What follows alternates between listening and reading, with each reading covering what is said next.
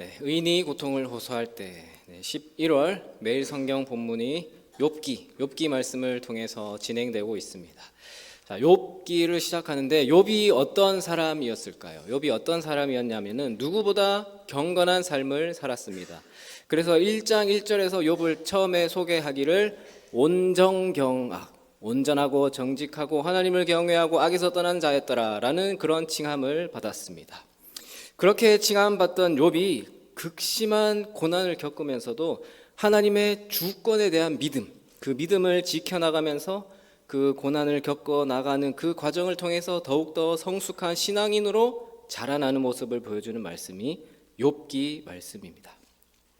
자, 오늘은 욥기 3장의 말씀인데요. 1장부터 쭉 보시면 하나님과 사탄이 욥을 두고 내기를 하는 거예요. 일종의 내기를 하는데 사탄이 아무리 그 욥이 의롭다고 한들 고난이 오면은 목숨이 위태로우면 아마 그때는 하나님을 저주하고 떠날 것이다 라는 입장이 있고, 하나님은 뭐라고 하시냐면은 아니다, 욥은 그렇지 않을 것이다, 목숨만은 건들지 말고 너 마음대로 해보라 라는 그런 말씀을 합니다. 자, 그런 내용이 나오는데, 그렇게 해서 사탄의 시험으로 인해서 욥은 건강 잃고요, 재산 다 잃고요, 자녀도 다 잃어버리는 극심한 고난의 상황에 처하게 되었습니다. 그 상황에서 오늘 본문에서 쭉 보시면 욥이 계속되는 고난과 환난 가운데 생일도 저주하거든요. 또 친구들이 찾아와서 앞으로 이제 친구와의 그 대면하는 그 대답하는 내용이 나오는데 위로를 해요. 위로를 하는데 위로하라고 한다는 말이 무슨 말을 하냐면 다 너의 죄로 인해 그 고난이 찾아온 것이다, 다 인과응보다, 너 죄 때문에 그렇게 된 거다라는 그런 말을 합니다. 또 심지어 욥의 아내도 뭐라고 하냐면 차라리 하나님을 욕하고 죽으라고 그렇게 얘기하거든요.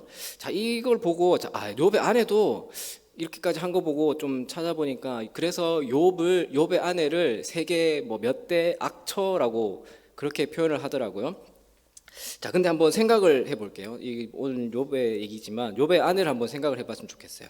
우리가 성경을 읽는데 성경을 읽을 때 텍스트, 그러니까 문자 내용을 읽어야 돼요. 자, 문자 내용을 잘 봐야 되는데 그 안에서 무엇도 봐야 되냐면 컨텍스트도 봐야 돼요. 컨텍스트는 뭐냐면 문맥이에요. 문맥. 앞뒤 전후의 상황을 파악하고 그 속에서 내용을 봐야 되거든요. 자, 그러면 사람이 공감 능력이 있어야 된다라고 하잖아요. 제가 지난번에 한번 오후 시간인가 수요일인지 모르겠는데 그런 얘기를 한번 드렸잖아요. 누가 배가 아프대요. 배가 아프면 뭐라 그래요? 뭐라 그러실 거예요? 배 아프면 약 먹어, 화장실 가, 이게 아니라 왜 아파? 어디가 얼마나 아파? 배 아파, 힘들겠다. 자, 이런 공감 능력이 필요하다 그랬어요. 자, 그것과 연장을 해서 요즘은 이런 테스트가 있어요.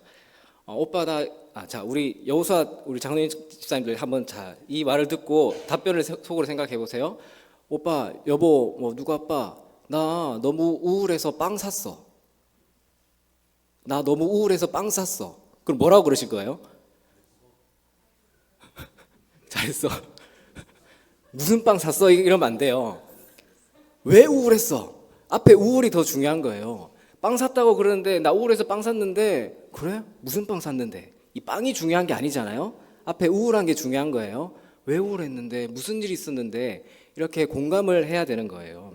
자, 이 공감 능력을 우리가 한번 탑재를 하고서 다시 상황을 한번 살펴봤으면 좋겠어요. 자, 욥이 어떤 상황이죠? 재산 다 잃었잖아요. 지금 서울역에 가보시면은 지금 복도에 이제 다들 계시던데 빵우유 드리면서 얘기해 보면 다 옛날에 사업을 하시거나 어떤 일을 하는데 다 날려 먹었다고 꼭 그런 말 하시거든요. 그러니까 재산 잃어도 거의 삶을 지속할 수가 없어요. 재산 다 잃었죠. 그 부자라고 했는데 다 잃었죠. 또 자녀가 몇 명이 있었냐면은 10명이 있었거든요. 근데 제가 장례식을 20살 된 딸내미가 사고로 간 장례식을 갔는데, 거긴 진짜 초상집이고 밥을 못 먹겠어요. 자녀가 먼저 가면은 그런 초상집인데 지금 욥에는 10명의 자녀가 있었는데 다 한날 한시에 다 가버렸어요. 자, 재산 잃고 자녀 잃고 또 남편은 지금 온몸에 종기가 나가지고 기왓장으로 팍팍 끓고 있는 상황이에요. 자, 이 상황에서 욥의 아내가 하는 말이 뭐라고요? 하나님을 저주하고 그냥 죽으라고.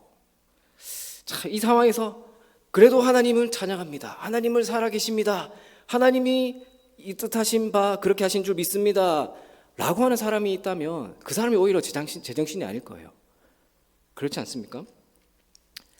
욥의 아내는 끝까지 나중에 보면은 제일 마지막 장에 가면 끝까지 욥의 곁을 지키고 욥과 함께 또 자녀를 낳고 무엇보다 누구보다 욥을 사랑했고 욥 곁에 있었고 하나님을 의지했던 사람인 거예요. 자, 그 말 때문에 악처는 아닌 것 같아요. 자, 그래서 그러면 이런 상황이고 다시 욥의 이야기로 돌아와서요. 가장 완벽한 삶을 산다고 누구나 부러워할 그런 삶의 자리에서 갑자기 저주받은 그런 삶으로 변한 상황이 견디기 어려운 무거운 짐을 짊어진 그런 상황이 되어버렸습니다.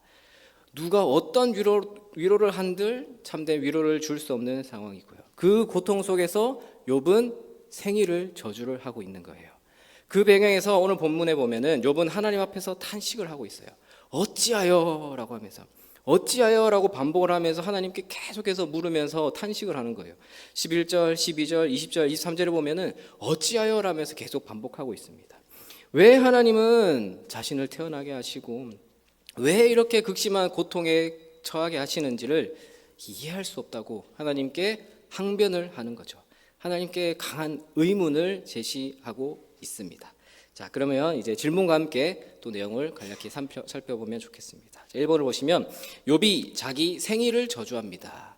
고통 속에 침묵하던 욥이 입을 열어 처음 뱉은 말은 무엇입니까? 자, 욥이 첫 뱉은 말이 무엇이냐면 3절이죠. 우리 3절 말씀 함께 읽어보겠습니다. 3절입니다. 내가 난 날이 멸망하였더라면 사내 아이를 베었다 하던 그 밤도 그러하였더라. 자, 내가 난 날이 멸망하였더라면 사내 아이를 베었다고 하던 그 밤도 그러하였더라면 이라고 욥이 입을 열어서 말하는 거예요. 자, 1절에서 1장 1절에서 뭐라고 그랬습니까? 욥은 온전하고 정직하고 하나님을 경외하고 악에서 떠난 사람이라고 그렇게 칭함받은 사람이었는데 자신의 한계를 넘어서는 고통 앞에서는 차라리 그냥 태어나지 않았다면 좋았을 것이라고 그 정도로 괴로움을 토로합니다. 사람은 누구나 한계가 있고요. 그 한계를 넘어서는 고통 앞에서는 태연하게 초연할 수 있는 그런 사람은 없을 거예요. 예수님조차도 십자가 앞에서 괴로움으로 하나님께 고했지 않습니까? 그럼에도 욥이 대단한 것은요. 하나님께 원망하고 죄를 범하진 않았다는 겁니다. 하나님께 원망함으로 말로써 하나님 앞에 죄를 범하지는 않았다라는 거예요. 하나님께 죄를 범하지 않고 오히려 자기 생일을 저주해요. 자, 그러면 차라리 태어나지 않았으면 좋았을 텐데 라고 저주하는 그 이유가 무엇이냐? 왜 그렇게까지 저주를 하고 있냐면 또 2번입니다. 2번을 보시면 욥이 자기 생일을 저주하는 이유는 무엇입니까? 10절 말씀이죠. 10절 말씀 함께 읽어보겠습니다. 이는 내 모태의 문을 닫지 아니하여 내 눈으로 환난을 보게 하였음이로구나. 자, 욥이 자기 생일을 왜 저주를 하고 있냐면 눈으로 환난을 보기 때문에 내 눈으로 환난을 보게 하였음이로구나라고 하는 이유가 눈으로 환난을 보기 때문에 살아서 지금 고난을 겪고 있기 때문에 지금 생일을 저주하고 있는 것입니다. 욥은 먼저 자기가 태어난 날 그 자체를 저주를 해요. 그 날이 아예 없었더라면 욥이 태어나지도 않았을 건데라는 것이죠. 여기서 우리는 욥이 그 탄식을 하는데 욥의 탄식이 누구를 향해 있냐면 하나님을 향해 있다라는 것을 볼 수 있습니다.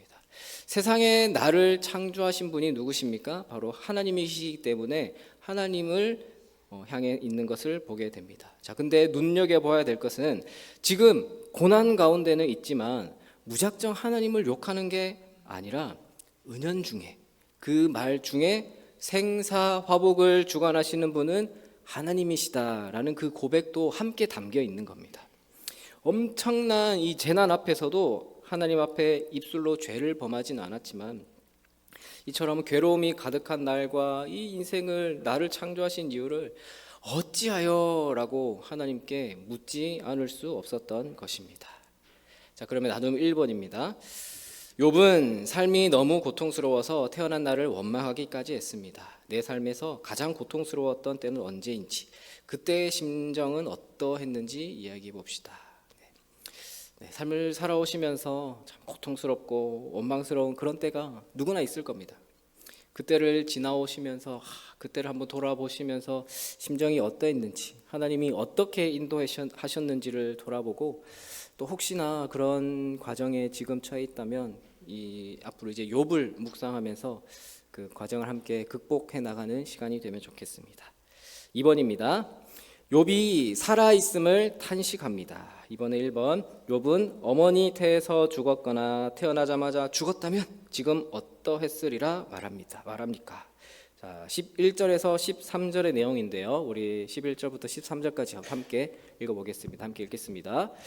어찌하여 내가 태에서 죽어 나오지 아니하였던가? 어찌하여 내 어머니가 해산할 때 내가 숨지지 아니하였던가? 어찌하여 무릎이 나를 받았던가? 어찌하여 내가 젖을 빨았던가? 그렇지 아니하였던 이제는 내가 평안히 누워서 자고 쉬었을 것이니. 자, 욥이 이제 어머니 태어났는데 어머니 태에서 죽었거나 아니면 그때 죽었다면 차라리 어땠을까라고 하는 게 이제 13절의 내용이죠. 내가 평안히 누워서 자고 쉬었을 것이니. 내가 그때 죽었다면 평안히 누워서 자고 쉬고 있을 텐데라는 거죠. 욥이 탄식을 하는 겁니다. 어찌하여 내가 태에서 뱃속에서 죽어버리지 않았을까? 아니면 배에서 나오는 그 순간에 차라리 숨이 끊어지지 않았을까? 왜 괜히 나를 무릎으로 받아가지고 젖을 물렸을까? 그렇게 하지만 않았어도 지금쯤은 내가 편히 누워 잠들어 쉬고 있을 텐데 라고, 태어나면서 죽었거나 태어나자마자 죽었다면 지금의 고통을 겪지 않아도 되었을 것인데 라는 탄식입니다. 성경 당시에 이 고대 근동의 배경에서 출생은 하나님이 주시는 복이고요. 반대로 사산은 하나님의 징벌이다라는 그런 인식이 있었습니다. 그것을 욥도 잘 알고 있었겠죠. 그런데도 욥은 자신의 출생을 저주하고 태어나기 전에 혹은 태어나면서 차라리 죽었으면 좋았을 걸 하고 있는 것이죠. 참 이런 욥의 절규는 욥의 삶이 지금 얼마나 극심한 고통 가운데 있는지를 보여주고 있는 말씀입니다. 뿐만 아니라 욥은 죽음, 그냥 단순히 죽음뿐만 아니라 음부에서 생활을 불허하고 있는 거예요. 지금 편히 누워서 잠들어 쉬고 있을 것이다 라고 표현한 이 상태가 뭐냐면 죽음 후에 영혼들이 머무른 곳이라고 믿었던 음부에 관한 거예요. 극심한 고통 가운데 있었던 욥의 입장에서는 차라리 죽은 자들이 거하는 곳인 음부에 내려가는 곳이, 그것이 지금의 내가 처해 있는 삶보다 오히려 낫지 않았을까라면서 절규를 하고 있는 것이죠. 또 이어서 2번입니다. 욥이 극심한 고통 속에서 제기하는 의문은 무엇입니까? 자, 그 고통 속에서 한 가지 의문을 던지죠. 자, 20절 말씀입니다. 20절 함께 읽겠습니다. 어찌하여 고난 당하는 자에게 빛을 주셨으며 마음이 아픈 자에게 생명을 주셨는고. 어찌하여 고난 당하는 자에게 빛을 주셨고 마음이 아픈 자에게 생명을 주셨을까? 자, 그러니까 욥에게 있어서 생명은 축복이 아니라 저주였다라는 겁니다. 욥은 자기 자신을 20절 여기 뒷부분에 그 마음이 아픈 자라고 표현하는데, 마음이 아픈 자라는 이 표현을 세번역 성경에는 뭐라고 하냐면 쓰디쓴 인생이라고 표현하고 있어요. 빛을 보게 하시고 생명을 주신 것을 원망하고 있습니다. 욥은 자기의 삶 속에서 하나님께서 참 선한 길로 인도하는 것이 아니라 사방이 막혀 있는 그런 길로 자신을 인도하고 있다고 생각을 하는 거예요. 그래서 자기가 탄식하고 신음소리가 그칠 날이 없고 두려워하던 일들이 실제로 자기 삶에 닥쳐 있는데, 그 상황이 닥쳐오고 있다고 내가 이 상황에 처해버렸다라고 하나님 앞에 탄식을 하고 있는 거예요. 결국 욥은요, 자기의 삶은 평화도 없고 안정도 없고 안식도 사라져버린 저주스러운 쓰디쓴 인생이었다라고 탄식을 하고 있는 겁니다. 계속해서 3장 전체에 걸쳐서 왜 이런 상황을 주셨냐라고 하면서 탄식을 하고 있는 것이죠. 또 3번입니다. 욥이 그토록 쉼을 갈구하는 이유는 무엇입니까? 26절 말씀도 함께 읽겠습니다.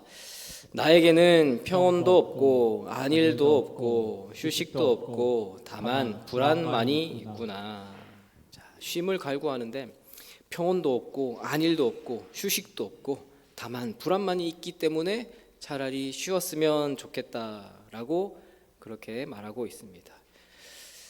먼저 1차적인 의미의 쉼이라는 것은요, 쉼이 있어서 일상이 있고 일상이 있기 때문에 쉼이 있는 겁니다. 세상에 쉼이 없다면, 쉬는 게 없다면 얼마나 답답하고 힘들고 끔찍할까요? 자, 욥이 지금 그 끔찍한 상황에 놓여 있는데 그 단순한 쉼뿐이 아니라 궁극적인 쉼은 뭐냐면 인생의 마지막 안식을 뜻하는 것이겠죠. 처음에 아담과 하와가 사탄의 유혹 앞에서 넘어짐으로, 그 죄를 범함으로 죄가 들어와서 세상은 고통의 현장이 되어버렸어요. 아담과 그 하와의 죄로 인해서 온 세상은 죄로 인한 고통이 가득합니다. 그 고통에 가득한 세상의 종착지가 바로 쉼이 없는 영원한 고통이죠. 그럼에도 우리는 그 고통의 종착지를 달려가고 있는 게 아닙니다. 이 세상에는 그 종착지가 고통인 쉼이 없는 곳을 달려가고 있지만 우리는 그곳을 달려가고 있는 것이 아닌 이유가 뭐냐면 완전하신 예수님의 고난을 통해서 우리가 온전한 쉼, 참된 안식을 얻게 되었기 때문이죠. 자, 그러나 지금 욥에게 있어서는 사탄의 시험 앞에서 어떤 모습을 보이게 될까요? 자, 이거 욥의 앞에 지금 시험이 놓여 있는데 어떤 모습을 보이게 될까요? 먼저 아담과 하와가 겪었던 그 실패의 길, 그 길을 똑같이 걸어가게 될까요? 아니면 메시아이신 그리스도의 길을 걸어가게 될까요? 자, 그 고난의 상황에서 갈림길에 서 있는 욥의 모습을, 이 장면을 딱 보면서 우리가 그 고난의 상황을 통해서 어느 길을 선택할 것인가, 어느 길을 따라야 할 것인가 라는 것을 욥기의 이 말씀을 통해서 우리에게 깨달음을 주시는 겁니다. 자, 나눔 2번입니다. 나눔 2번, 3번 읽겠습니다. 나눔 2번, 제가 읽을게요. 욥은 생일을 저주하고 죽음을 선망하기까지 하나님 앞에서 자기 생각과 감정을 감추지 않았습니다. 어찌 보면 불경하다고 할 수 있을 정도로 꾸밈 없이 솔직하게 자신을 드러내는 욥을 보며 어떤 생각이 드는지 나눠봅시다. 아까도 처음에 말씀드렸지만은 그 상황에 처했다면은 정말 하나님 나에게 왜 이러십니까? 라는 말조차 할 수 있을까요? 한번 나라면 어쩔까 한번 생각해 봤으면 좋겠습니다. 또 나눔 3번을 보시면 욥은 자기 생명과 고통이 모두 하나님에게서 비롯되었음을 알고 있었습니다. 나의 생명과 고통이 우연히 발생한 것이 아니라 하나님의 계획이고 결정임을 믿습니까? 그것을 믿을 때와 그렇지 않을 때 자기 삶을 대하는 태도가 어떻게 달라질까요? 네, 지금 이제 날씨가 추워졌는데 참 이맘때가 되면은 떨어지는 낙엽을 보면서 그런 생각들 다들 해보셨을 거예요. 한창 감수성이 예민할 때 저것을 보면서 왜 저렇게 떨어질까? 참 이런 일이 있는데 왜 이런 일이 나에게 일어날까? 하나님은 지금 일어나는 일들을 보면서 왜 그냥 내버려 두시고만 계실까? 이런 일들을 왜 보고만 계실까? 참 이 세상이라는 게 무엇이고 산다는 게 무엇일까? 나라는 존재는 무엇일까? 내 존재 이유는 무엇일까?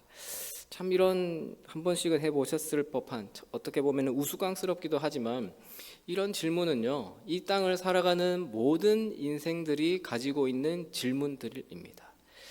이 질문에 대한 정의를 내리자면은 신학적으로는 충분히 결론을 내릴 수 있겠죠. 만든 존재가 있고 그 만들어진 존재가 있다면 뻔하지 않겠습니까? 존재 목적에 맞게.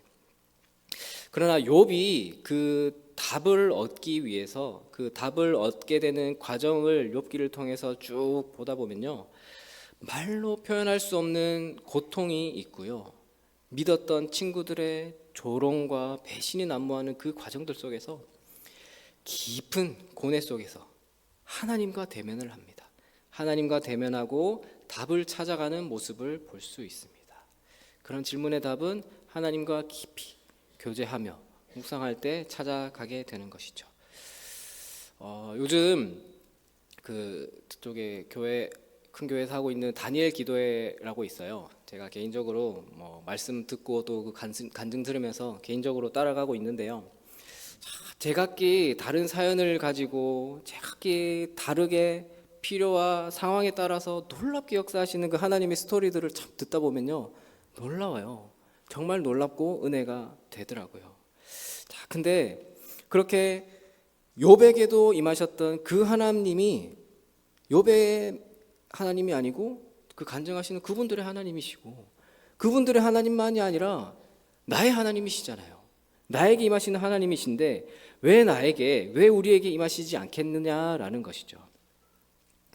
우리는 다 알 수 없는 하나님의 놀라운 신비, 그 고난조차 허락하시는, 미처 내가 다 알지 못하고 이해하지 못하고 담지 못하는 하나님의 높으신 뜻과 그 뜻을 위해서 간구하고 있는 이 욥의 모습을 통해서요, 우리에게도, 욥에게뿐만 아니라 우리에게도, 나에게도 역사하고 인도하시는 하나님을 보게 되시기를 바랍니다. 사랑하는 여러분, 오늘 말씀에서 욥은요, 극한의 고통 가운데 생일을 저주하고 있어요. 왜 태어났을까라고 하면서. 자, 근데 생일, 저는 아직까지는 그래도요, 생일이라는 말만 들어도 기대되고 기다려지거든요. 여러분 그렇지 않으세요? 이제 살 만큼 살았고 생일이라고 한들 그냥 별다른 날이신가요? 저는 생일이 8월이에요. 8월이라 그래서 어릴 때는 8월이면은 한참 초등학교 방학 시즌이잖아요. 그래서 주로 뭐 교회에서 가족들과 단촐하게 생일을 보냈어요.